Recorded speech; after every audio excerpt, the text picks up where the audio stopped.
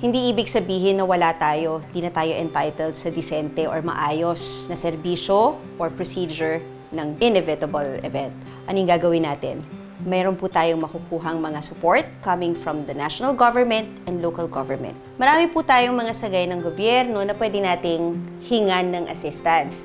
Nandiyan na po ang DSWD, nandiyan din ang SSDD, nandiyan din ang LGU. Iba-iba po, minsan nga po even yung mga leaders natin, meron sila mga specific help sa mga constituents nila. So wag po tayong mahiya na lumapit sa kanila.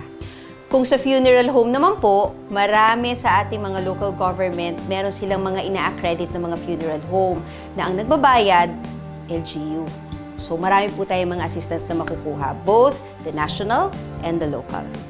Pag-uusapan po natin yung procedures na yan sa mga susunod na episode kasi medyo mapuot yan.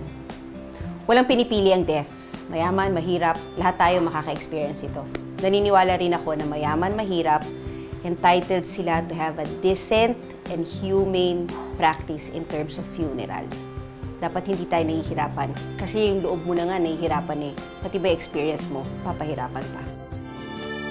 Ako po si Angel Hazel with wings.